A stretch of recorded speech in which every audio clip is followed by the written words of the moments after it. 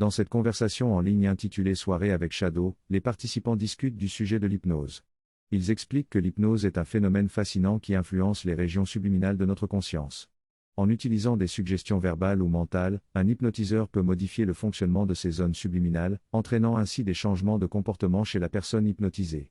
Il mentionne également que certaines personnes sont plus suggestibles que d'autres et que même celles qui pensent ne pas pouvoir être hypnotisées peuvent en réalité être de bons sujets. La discussion se poursuit en abordant l'hypnose sur scène, qui est plus sensationnelle, et l'hypnose thérapeutique. Enfin, ils évoquent la possibilité d'atteindre des résultats similaires en utilisant le yoga intégral et donnent des conseils pratiques pour augmenter l'énergie et résoudre les problèmes physiques liés au vieillissement. Au milieu de la nuit, il a été réveillé de son sommeil et s'est soudain retrouvé dans la voiture, comme s'il était sous l'emprise d'une embolie. Si l'on réfléchit à toutes les étapes qui ont conduit à ce point, elles correspondent parfaitement à votre routine quotidienne habituelle.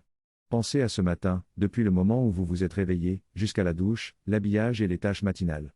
À quel moment en étiez-vous conscient de ce que vous faisiez, au sens d'être réellement libre de choisir ? J'ai souvent observé, et je pense que c'est un bon exemple pour tout le monde, le processus que je traverse après m'être douché et m'être séché. Chacun a sa routine, vous mettez la serviette de cette manière ou de celle-ci, et il y a toute une séquence. Si quelque chose se passe entre-temps, par exemple un appel téléphonique ou si mon esprit s'évade ou devient conscient de ce que je fais, cela tend à interrompre la séquence, et je trouverai à la fin une petite zone mouillée que je n'ai pas essuyée. Mais d'une manière ou d'une autre, lorsque je traverse le processus semi-automatique de séchage, chaque partie est couverte, chaque partie est sèche. L'automatisme de cela est typique de notre vie quotidienne. Considérez ce qui se passe lorsque vous mangez. Vous mélangez généralement les choses que vous aimez et que vous avez l'habitude de manger quotidiennement, vous prenez une cuillère ou utilisez vos mains, vous mettez cela dans votre bouche et mâchez. Tout ce processus est presque entièrement automatique, et surtout si vous êtes assis avec des amis en train de discuter, vous n'êtes pas conscient de ce que vous faites. Tout cela peut être considéré comme étant dans un état presque hypnotique ou somnambulique. Si vous considérez maintenant combien de votre vie quotidienne est effectivement comme ça, nous pouvons affirmer en toute confiance que quelque chose comme 90% au moins de notre vie est dans un état de demi-sommeil. L'hypnose, le sommeil hypnotique, est un état de conscience interne ou une éveil intérieur qui semble être du sommeil total pour notre conscience éveillée. Par conséquent, proposer une suggestion hypnotique à une personne est en fait très facile. Lorsque l'hypnotiseur de scène invite son public, la majorité des spectateurs sont suggestibles. Très peu de personnes sont difficiles à hypnotiser. Une fois qu'un groupe de volontaires a été sélectionné, environ la moitié d'entre eux, on peut observer que lorsque l'un d'entre eux reçoit une simple commande comme dormir, la personne s'effondre immédiatement.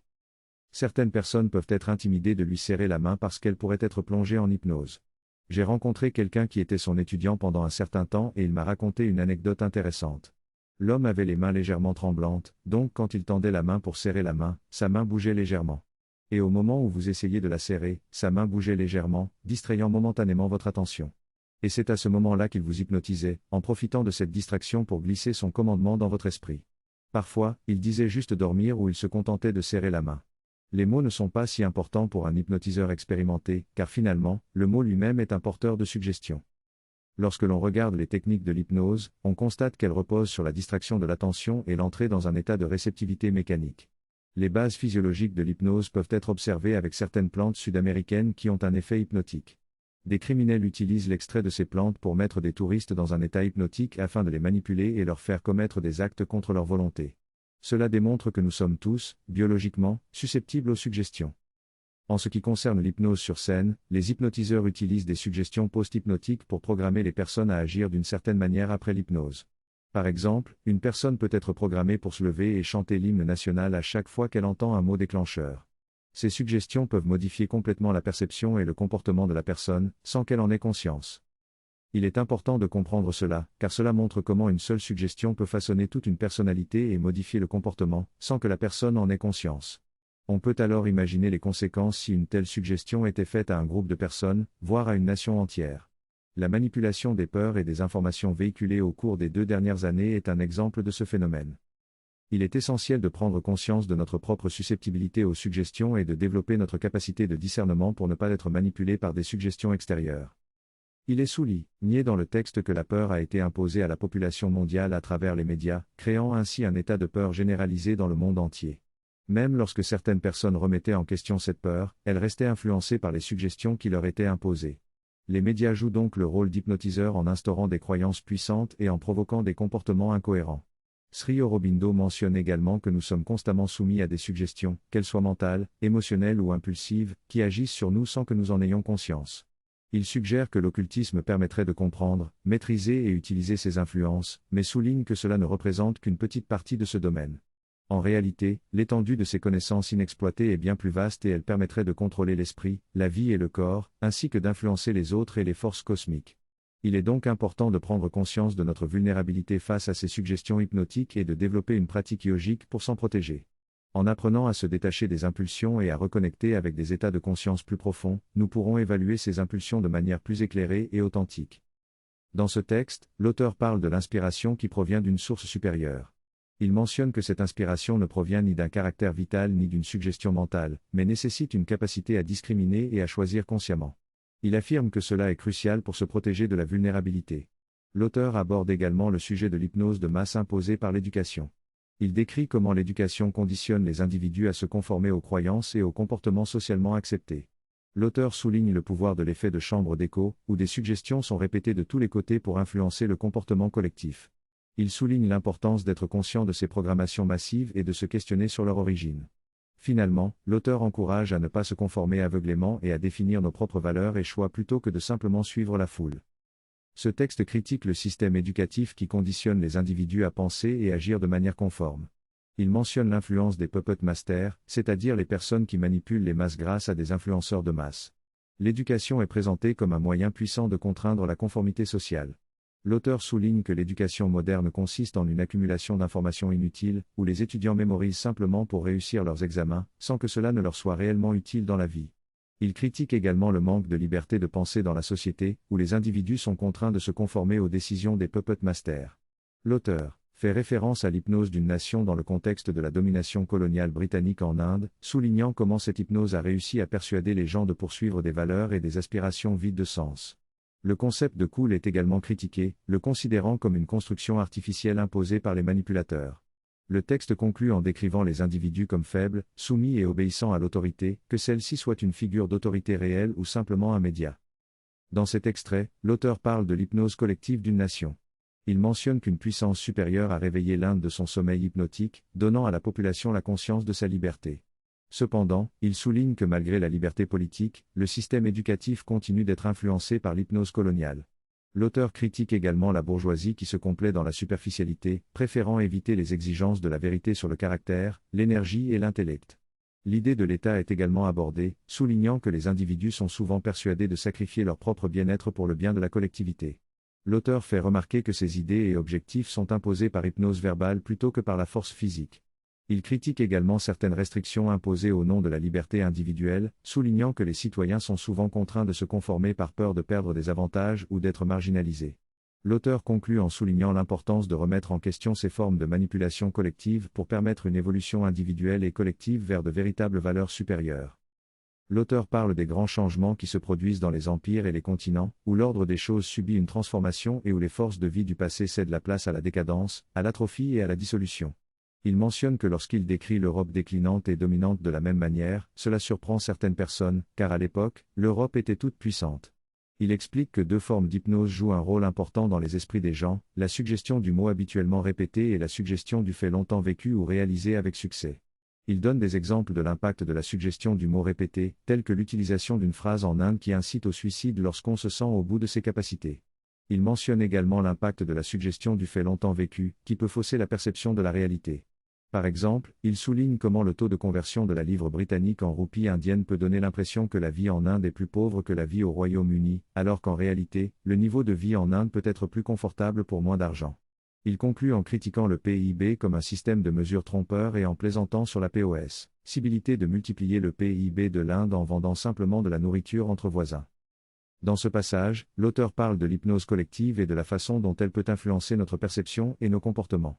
Il donne l'exemple des différences entre les systèmes de vie en famille aux États-Unis et en Inde pour illustrer comment les croyances et les valeurs peuvent être influencées par des facteurs culturels et sociaux.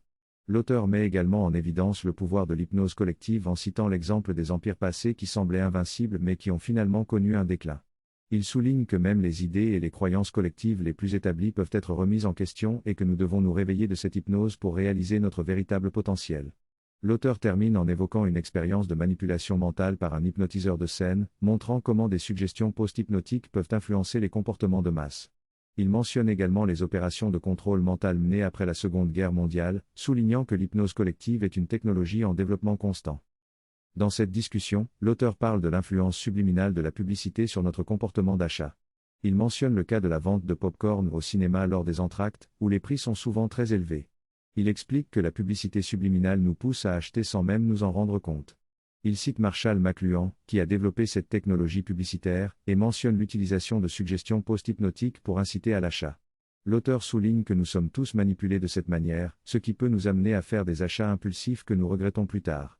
Il fait également référence à la théorie du psychologue Sri Aurobindo, qui explique comment la perception des couleurs peut être modifiée par des suggestions hypnotiques. Il critique la psychologie occidentale jugée trop superficielle et souligne l'importance de la psychologie yogique pour comprendre ces phénomènes. L'auteur explique que notre esprit, qui interagit avec les sens, utilise une substance mentale appelée chitta. Lorsque nos sens perçoivent une sensation, il y a une translation d'impulsion à travers le système nerveux et cette substance chitta est impliquée. Notre expérience de la sensation est ensuite influencée par des habitudes et des associations mentales. L'auteur explique que nous pouvons reprogrammer ces associations pour changer notre perception et notre réaction aux stimuli. Cela montre que notre esprit peut être influencé et manipulé par des facteurs extérieurs. Dans cette conversation, il est question de la programmation préalable de nos comportements et de la possibilité de les modifier. L'auteur explique que certaines de nos réactions et préférences sont le résultat de suggestions hypnotiques qui ont été implantées dans notre conscience par d'autres personnes. Il suggère que nous avons également le pouvoir de reprogrammer notre propre esprit en changeant nos préférences et en adoptant de nouvelles attitudes. Pour cela, il faut prendre du recul par rapport à nos réactions automatiques, observer notre conscience et ensuite infuser de nouvelles intentions et volontés. L'auteur donne l'exemple de sa propre expérience où il a réussi à développer une aversion pour le sucre en se concentrant sur son goût amer plutôt que sucré. Il souligne également l'importance de la sincérité et de la foi dans le processus de changement. Il suggère que nous pouvons demander l'aide de forces supérieures, telles que la Mère divine, pour nous aider dans ce processus de reprogrammation. Il conclut en disant que si nous avons la foi et la volonté de changer, nous pouvons obtenir les mêmes résultats qu'avec une suggestion hypnotique, mais avec une signification différente. Dans cette discussion, la mère mentionne que l'hypnotisme peut être pratiqué de différentes manières, mais que cela dépend du type d'hypnotisme et de l'hypnotiseur. Elle explique que lors d'une séance d'hypnose, la volonté personnelle de la personne hypnotisée est remplacée par celle de l'hypnotiseur. Cependant, elle souligne que cela ne signifie pas nécessairement que la personne tombera malade, mais qu'elle deviendra dépendante de l'hypnotiseur. La mère souligne également que la connaissance de l'hypnotisme est encore limitée et qu'il existe différentes formes d'hypnotisme, certaines étant spontanées et pouvant être considérées comme une expression d'une force divine. Cependant, elle met en garde contre les dangers de l'utilisation malveillante de l'hypnose, qui peut causer des dommages importants. Elle fait également un lien entre l'hypnotisme et la volonté divine, expliquant que lorsque la volonté divine agit en nous, cela peut être assimilé à de l'hypnotisme. Elle souligne cependant que la volonté divine est supérieure et plus bénéfique que l'hypnotisme ordinaire. Ensuite, la discussion se concentre sur la technique de l'hypnose et la possibilité de découvrir différents aspects de la personnalité à travers des états de conscience hypnotiques. Cependant, elle précise que l'efficacité de l'hypnose dépend de l'habileté de l'hypnotiseur et des méthodes utilisées. Elle mentionne également les dangers des faux souvenirs implantés sous hypnose et souligne l'importance d'un hypnotiseur spirituellement ou yogiquement fondé pour éviter de telles manipulations. La transmission d'une expérience peut se faire grâce à des mots et des suggestions. Cela peut être facilité par un hypnotiseur qui suspend la conscience habituelle pour accéder à l'être mental inconscient. Cette suspension de conscience permet de faire des suggestions et d'obtenir des résultats, tels que la disparition de la douleur. La différence entre la volonté d'une autre personne et la sienne propre réside dans le fait que, grâce à l'hypnose, on peut obtenir rapidement une liberté de conscience sans être réellement possédé par une volonté étrangère. Toutefois, il est également possible d'atteindre cette liberté graduellement et normalement en alignant sa propre volonté avec son être mental. L'hypnose peut donc être considérée comme une forme d'occultisme moderne, mais avec des pouvoirs limités par rapport à l'occultisme véritable. La mère souligne que l'hypnose peut avoir des résultats très bénéfiques, notamment en matière de thérapie et de guérison, si elle est pratiquée de manière compétente et bien établie sur le plan yogique. Cependant, elle met en garde contre l'utilisation de l'hypnose à des fins égoïstes ou nocives, soulignant que cela peut avoir des effets néfastes sur la personne hypnotisée. Elle compare cela à l'utilisation de formules chimiques de manière ignorante, qui peut causer des explosions dangereuses. De même, l'utilisation de formules occultes de manière ignorante ou égoïste peut également avoir des effets néfastes. L'occultisme, l'hypnotisme et la chimie ne sont pas intrinsèquement mauvais. On ne peut pas bannir la chimie à cause des personnes qui causent des explosions, de même que l'occultisme nécessite certaines qualités spéciales pour être appris. Il existe deux types de progrès, celui qui consiste à perfectionner les capacités et qualités existantes par l'éducation, et celui qui permet de réveiller de nouvelles qualités cachées en approchant une vérité plus profonde. En découvrant notre être psychique, nous pouvons développer des facultés que nous ne soupçonnions pas d'avoir, et cela peut créer un génie en chacun de nous. On peut multiplier nos possibilités et faire émerger de nouvelles capacités en se connectant à notre être psychique. Cependant, si l'on perd cette connexion, ces facultés disparaissent. Notre être psychique renferme un potentiel infini, prêt à se manifester. Chaque vie est une occasion de développer davantage ses facultés psychiques, et en alignant notre être sur notre être psychique, nous permettons l'émergence de toutes ces potentialités. Il est donc important de mettre nos efforts dans cette direction plutôt que de se limiter à quelques facultés restreintes. Dans cet extrait, il est expliqué que la pratique de l'hypnose est considérée comme une manière indirecte, partielle, défectueuse et limitée de vivre certaines expériences rapidement. Au lieu de cela, il est recommandé d'adopter une approche plus complète et stable en développant une conscience plus élevée et en s'alignant sur la volonté de la Divine Mère. Il est suggéré que cette approche permettra de manifester pleinement son potentiel divin, y compris dans les aspects matériels de la vie. Il est également mentionné que l'intégralité du yoga et sa perfection à 6 volets sont des aspects importants de cette démarche. En conclusion, il est proposé de se débarrasser des fausses valeurs acquises par l'hypnose et de s'éveiller à de vraies valeurs pour remplir nos vies.